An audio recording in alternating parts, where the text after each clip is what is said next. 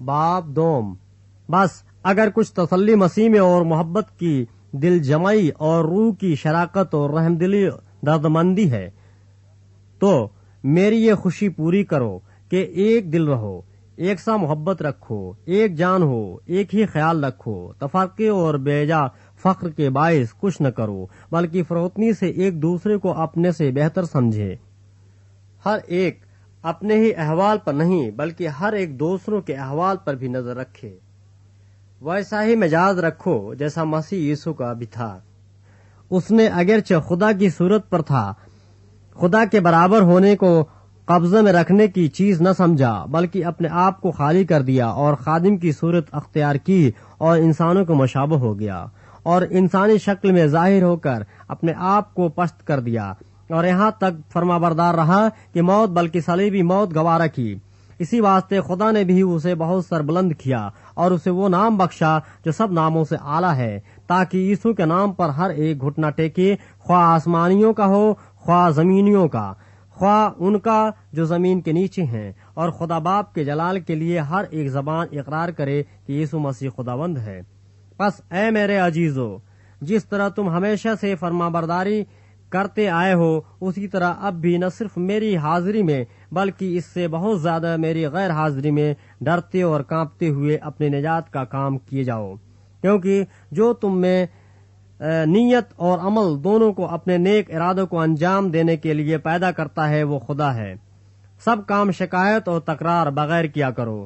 تاکہ تم بے عیب اور بھولے ہو کر ٹیڑھے اور کج رو لوگوں میں خدا کے بے نقص فرزند بنے رہو، جن کے درمیان تم دنیا میں چراغوں کی طرح دکھائی دیتے ہو اور زندگی کا کلام پیش کرتے ہو، تاکہ مسیح کے دن مجھے فخر ہو کہ نہ میری دوڑ دھوپ بے فائدہ ہوئی، نہ میری محنت اکارت گئی، اور اگر مجھے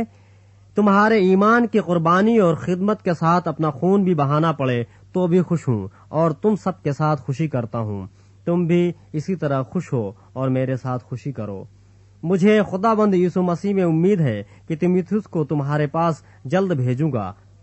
تاکہ تمہارا احوال دریافت کر کے میری بھی خاطر جمع ہو،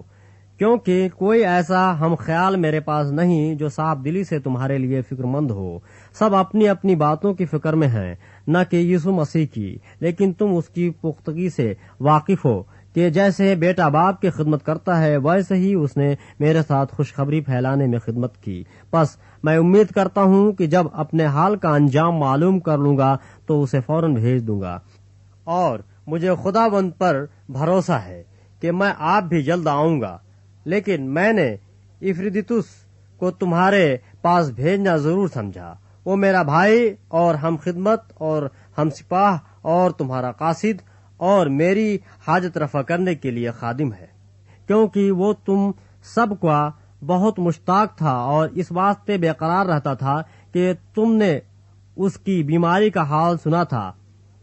بے شک وہ بیماری سے مرنے کو تھا، مگر خدا نے اس پر رحم کیا، اور فقط اسی پر نہیں بلکہ مجھ پر بھی، تاکہ مجھے غم پر غم نہ ہو۔ اس لیے مجھے اس کے بھیجنے کا اور بھی زیادہ خیال ہوا کہ تم بھی اس کی ملاقات سے پھر خوش ہو جاؤ اور میرا بھی غم گھٹ جائے۔ پس تم اس سے خدا بند میں کمال خوشی کے ساتھ ملنا اور ایسے شخصوں کی عزت کیا کرو،